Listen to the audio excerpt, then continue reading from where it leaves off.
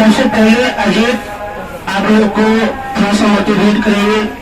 हम चाहते हैं अजीत सबसे पहले अपना थोड़ा जर्नी बता दें और जर्नी के अंतिम लक्ष्य कहाँ तक पहुँचे हैं, अभी क्या कर रहे हैं, बातें बता दें। और बच्चे क्या करें कि आपके जैसा बन सकते हैं और कितना वर्क करना चाहिए, अपने आप को नेगेटिव एनर्जी से कैसे दूर रखें, क्योंकि आज के डेट में जो आधुनिकता आई है सबसे बड़ा समस्या है कि मोबाइल पर ये लोग ज्यादा टाइम देते हैं और आज के बच्चे नशा के ज्यादा शिकार हो रहे हैं। इससे अपने आप को कैसे रोक सके, कैसे बचाए, थोड़ा सा इस पर हम चाहेंगे। पहले जी थोड़ा सा अपना राय दें।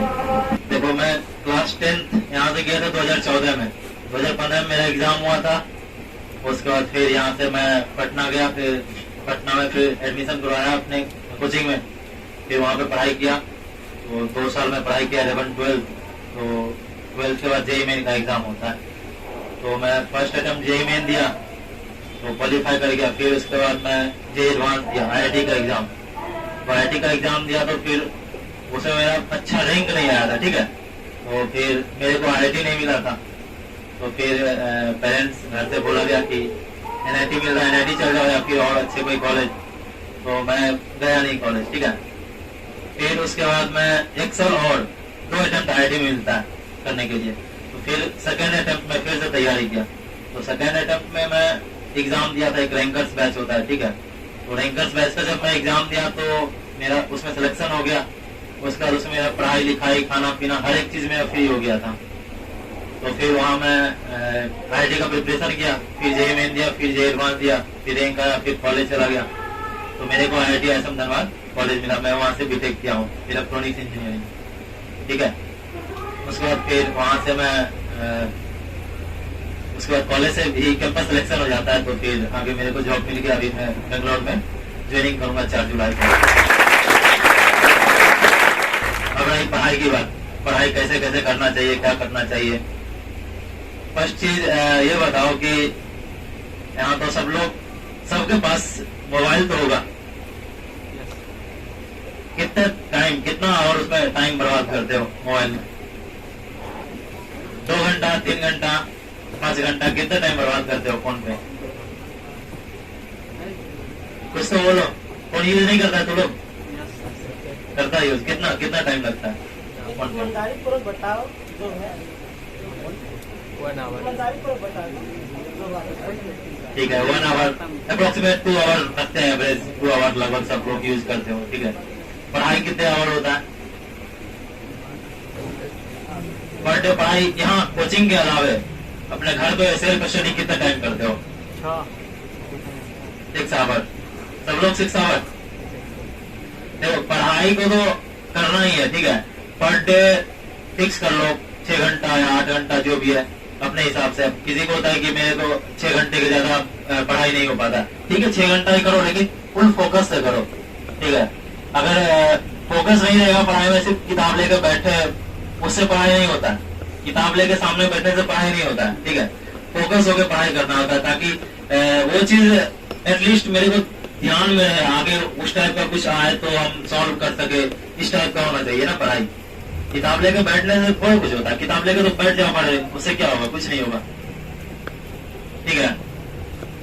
उसके बाद फिर मार्कर का देखो, ये एक स्ट्रेट लाइन है, ठीक है। जिंदगी को समझ लो कि इससे हम रिलेट कर रहे हैं, इस लाइन से, ठीक है। अगर सब चीज जो मेरा रूटीन है, रूटीन को फॉलो करे तो मेरा ये स्ट्रेट लाइन फॉलो कर रहा है, ठीक है। एक दिन मान लो हम एंजॉय किए तो उस दिन पढ़ाई कम हुआ, ठीक है। तो पढ़ाई कम हुआ तो थोड़ा सा यहाँ, ठीक है। अब मान लो क्या कि ठीक है, आप रेगुलर जैसे एक दिन एंजॉय किया, उसके बाद हम पढ़ाई कर रहे हैं, ठीक है। पढ़ाई कर रहे हैं, पढ़ाई कर रहे हैं, पढ़ाई। अब देखो कितना डिफरेंशिएट यहाँ पे हो गया, इतना कम। मतलब 1 दिन 2 दिन अगर तुम एंजॉय किया तो वो उस दिन पता नहीं चलता है कि मेरा मतलब पढ़ाई की, लगता है कि नहीं कुछ नहीं मैनेज हो गया पढ़ाई। बट उसका इफेक्ट 1 महीना, 2 महीना, 3 महीना के बाद पता चलता है कि नहीं, उस टाइम जो हम टाइम बर्बाद किए उसका ये इफेक्ट है। उस टाइम अगर हम पढ़ लिया आते तो इस टाइम में जो तुम पढ़ाई कर लिया था, आगे तो कुछ और पढ़ाई करता ना उसमें। तो यही है। तो आगे आगे जितने बढ़ेगा फिर ये देखो उतने ज्यादा यहाँ पे तुम मतलब मेन अपने जिंदगी का जो स्टेट लाइन है, जिंदगी का लाइन, उससे तुम भटक रहा है ना। इसलिए कंसिस्टेंसी मेंटेन करना है पर डे, कि 4 आवर पढ़ना है या 6 आवर पढ़ना है, बट पढ़ना है फुल फोकस मोड में। ये नहीं कि 6 आवर हम पढ़ रहे हैं, 6 आवर हम बुक खोल के सिर्फ बैठे हैं, उसको पढ़ाई नहीं बोलते हैं। ये होना चाहिए पढ़ाई में, ठीक है। पर डे होना चाहिए पढ़ाई, और वो ध्यान में रहो, फोकस में। एग्जाम सब लोग देते हो? कितने लोग एग्जाम नहीं देते हो रेगुलर? मान लो कि 10 एग्जाम में 8 एग्जाम दिया, 2 एग्जाम छोड़ दिया, कितने लोग हैं? ये देखो, ये अगर एक प्रॉपर रीजन है, किसी कारणवश एग्जाम छूटा है तो कोई बात नहीं, ठीक है। बट जान के एग्जाम कभी मत छोड़ो, कि मतलब छोड़ो एग्जाम, मतलब होता है ना कि ये मतलब क्लास टेस्ट है तो मेन तो वो वाला होता है, बट ऐसा नहीं होता है। देखो, एक एग्जाम अगर तुम मान लो दिया है, ठीक है, इस एग्जाम में जो तुम पढ़ाई किया, इसके लिए एग्जाम से पहले तो पढ़ाई करता है। तो मान लो फॉर्मूला रिवीजन किया और कुछ इंपोर्टेंट क्वेश्चन जो था उसको टिक करके वो सब देखना है, वो देख लिया। फिर अगला एग्जाम दिया, फिर उसमें फॉर्मूला रिवीजन, फिर इंपोर्टेंट क्वेश्चन, वो सब देख रहा है। अगर एक चीज को तुम 3 बार 4 बार 5 बार अगर देख रहे हो तो अच्छे से वो याद हो जाएगा ना। अगर मान लो एग्जाम नहीं दिया तो फिर सोचा एग्जाम नहीं देना, कोई बात नहीं, फिर हम फॉर्मूला क्यों पढ़ेंगे, वो तो लास्ट एग्जाम में पढ़ना है ना, जब फाइनल एग्जाम देंगे तो अभी पढ़ के क्या फायदा। तो कोई बच्चा एक बार फॉर्मूला पढ़ के एग्जाम मेन पेपर लिखने जाएगा, कोई बच्चा 10 बार फॉर्मूला पढ़ के मेन पेपर लिखने जाएगा और इम्पोर्टेंट क्वेश्चन लगा के मेन पेपर लिखने जाएगा। तो बताओ किसका अच्छा पेपर जाएगा, किसका अच्छा मार्क्स आएगा? समझ रहे हो ना? एग्जाम जो क्लास टेस्ट होता है ना, इसका यही इम्पोर्टेंस है। एग्जाम तो कभी छोड़ना ही होता, बहुत ज्यादा कभी कभी इमरजेंसी हो जाता है, कभी तबीयत खराब हो या किसी कारण बस, तो ठीक है, एक तो चलता है, ठीक है। बट ऐसा ना हो कि हम एग्जाम ही नहीं दिए, अरे एग्जाम देके क्या फायदा होता है, टाइम बर्बाद होता है, उसमें हम थोड़ा पढ़ लेंगे, ऐसा कुछ नहीं होता। एग्जाम जब होता है, एग्जाम को प्रॉपर समझो कि हम बोर्ड का एग्जाम दे रहे हैं, उस हिसाब से हमको एग्जाम देना है। उसके बाद फिर अच्छे से तैयारी करना, फॉर्मूला रिवीजन करना, इम्पोर्टेंट क्वेश्चन, जैसे पढ़ाई करते हो तो ऐसा थोड़ा है कि जब पढ़ाई करते हो तो क्वेश्चन सॉल्व करते हो तो सारा क्वेश्चन एक जैसा होता है, कोई क्वेश्चन आसान, कोई क्वेश्चन टफ। तो जो क्वेश्चन टफ होता है उसको एक बार टिक कर लो कि जब हम रिवीजन करेंगे तो इजी क्वेश्चन तो ऑटोमेटिक सॉल्व हो जाएगा, ठीक है। टफ क्वेश्चन को जब हम एग्जाम का प्रिपरेशन कर रहे हैं या फिर रिवीजन कर रहे हैं, उस टाइम टफ क्वेश्चन को लगाना है। उससे क्या होगा कि टफ क्वेश्चन जो है वो तुम्हारे लिए इजी हो जाएगा और इजी क्वेश्चन तो इजी है, सबके लिए इजी है। तो मेन मार्क्स डिफरेंशिएट क्या चीज करता है? Tough question. टफ क्वेश्चन में अगर तुम अच्छे से कमांड कर लियो, 3 बार 4 बार अगर लगा लिए हो, वो क्वेश्चन तुम्हारे लिए इजी हो गया। बट कुछ लोग के लिए जो लगाया नहीं उसके लिए तो टफ हो गया ना, तो वो तुम्हारा मार्क्स डिफरेंशिएट करता है, अच्छे मार्क्स क्यों ले जाता है, ठीक है। ये चीज है। किसी को ऐसा भी लगता है कि आगे मेरा मनी प्रॉब्लम होगा, इसलिए हम बस ऐसे जैसे पढ़ाई चल रहा है करना, आगे नहीं पढ़ाई करना, इस टाइप का किसी को लगता भी है कि मेरे पास पैसा नहीं तो हम पढ़ाई नहीं करेंगे आगे, किसी को लगता भी है। पैसा अगर लगता है ना कि पैसे के कारण हम आगे पढ़ नहीं पाएंगे, ऐसा नहीं होता, ठीक है। तुम अगर पढ़ाई करो तो आगे ऑटोमेटिक रास्ता बन जाता है, पैसे ऑटोमेटिक आना स्टार्ट हो जाते हैं, ठीक है। पढ़ाई करते रहो, अच्छे से पढ़ाई करो, आगे दिक्कत नहीं होगा।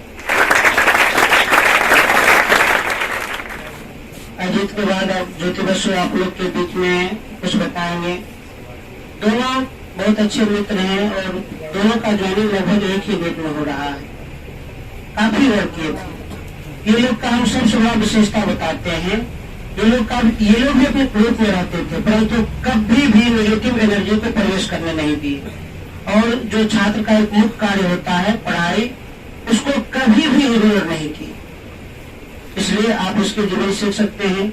हम ज्योति बसु से भी चाहेंगे कि अपने जर्नी को बच्चों को समझाएं, नेगेटिव चीज से कैसे ये लोग दूर रहे, मन में हमेशा पॉजिटिव बातें कैसे चलते रहे और अपने लक्ष्य को कैसे प्राप्त करें, कैसे आप लोग आपके ऐसे बन सकते हैं। ये सारी बात आप लोग अपने स्तर पर बात करें तो जैसे 10th तो हम लोग सब लोग यहाँ आए थे, 2015 में पास किए थे और सब लोग का अच्छा ही मार्क्स आया था। और फिर हम लोग 11th 12th पटना से किए थे और फिर उसके बाद जेईई मेन का दिए थे एग्जाम, तो फिर क्वालिफाई किए थे, उतना अच्छा नहीं आ पाया था। तो फिर 1 साल कोटा जाके फिर से उसी का प्रिपरेशन किए, तो उसमें आया ठीक ठाक आया, मतलब IIT नहीं निकल पाया, लेकिन उत्तर रहता है कि हाँ ठीक ही है, तो फिर NIT निकला, तो NIT रायपुर में फिर 4 साल इलेक्ट्रिकल इंजीनियरिंग में बीटेक किए हैं। उसके बाद फिर अभी कैंपस सिलेक्शन में दिल्ली में एक कंपनी है, तो फिर उसी में जॉब हुआ है। तो कंपनी रिन्यू पावर है, बिजली प्रोडक्शन का काम है, तो उसी में अभी जाएंगे, 4 जुलाई को है। तो जैसे यदि तुम लोग के पढ़ने की बात करें तो यदि टीम वर्क में काम किया जाए ना, तो कोई भी काम काफी आसान हो जाता है। जैसे यदि अकेले अकेले रहे तो विद्यार्थी जीवन में बहुत सारी कठिनाइयां आती हैं। तो यदि जैसे वो बुरी लत एक मुख्य कारण है, तो यदि अकेले अकेले रहे तो आराम से जो है आराम से डिफीट हो जाएंगे। और यदि टीम वर्क में जैसे इस बार हम किसी का सहयोग कर दिए, कोई उतना अच्छा नहीं कर पा रहा है तो उसको थोड़ा सा गाइड कर दिए, अगली बार जैसे हम कभी कमजोर पड़ेंगे तो फिर टीम वर्क की मतलब साथी की वो जिम्मेदारी बनती है कि वो मेरा सहयोग करे। तो इससे जो है मतलब हमेशा जो है कंसिस्टेंट रह पाएंगे। तो ये एक साथी का जो है मतलब ग्रुप में काफी जो वो हो जाता है कि मतलब जिम्मेदारी बन जाती है। और यदि कंसिस्टेंसी का बात करें तो जैसे यदि एक दिन में कितना भी हम अध्ययन कर लें और अगले दिन और उसके अगले दिन उतना नहीं कर पाए तो फिर वो उतना बेकार चला जाता है। तो ये रहना चाहिए कि हम जितना कर रहे हैं तो वो लगातार रहे, जैसे अगले दिन भी उससे आसपास रह ही जाए और उसके अगले दिन भी उतना रह ही जाए। तो ये ज्यादा इम्पोर्टेंट है। नहीं तो यदि एक दिन कितना भी मेहनत कर लिए और उसके अगले दिन नहीं कर पाए तो ये उतना एफिशिएंट नहीं होता है। और यदि सोशल मीडिया और मोबाइल का लत के बारे में बात करें तो उसमें ये होता है कि अगर हम 2 घंटे फोन का यूज करते हैं ना तो फिर वो सिर्फ 2 घंटे नहीं रह पाता है। तो यदि हम छोड़ भी देते हैं तो फिर भी जो है दिमाग जो है एकत्रित नहीं हो पाता है। तो पढ़ने के समय में तो सबसे ज्यादा तो दिमाग को एकत्रित होना जरूरी है, नहीं तो बिल्कुल समझ में नहीं आ पाता है। और हम जैसे डेली नया नया कुछ तो सीखते ही रहते हैं, तो फिर उसके लिए तो दिमाग का पूरा कंसंट्रेशन चाहिए, तो फिर वो वहाँ पे गड़बड़ हो जाता है। और बाकी जैसे हम लोग 10th में रहते हैं तो बहुत ये भी लगता है कि जैसे आगे जाकर क्या चूज करना चाहिए क्या नहीं करना चाहिए। जैसे पहले हम लोग के समय में होता था कि बायोलॉजी का उतना अच्छा से नहीं हो पाता था, तो हम लोग का ज्यादा इंजीनियरिंग वाला माइंडसेट रहता था कि बायोलॉजी में तो हम लोग बिल्कुल वीक है और डॉक्टरी तो नहीं हो पाएगी। और बहुत सारे मिथ भी पहले रहते थे, जैसे हम लोग जब 10th में तो बहुत सारे मतलब पता रहता था कि जैसे डॉक्टरी में 20 लाख रुपए लगते हैं, इतने लगते हैं उतने लगते हैं।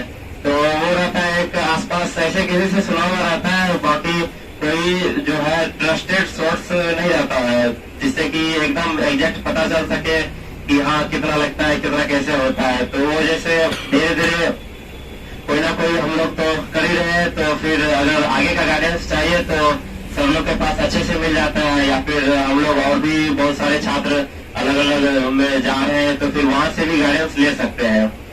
तो ये भी रहता है, जैसे पॉलिटेक्निक का बहुत लोग तैयारी करते हैं, जैसे मेडिकल में भी कोई लोग पैरामेडिकल करते हैं।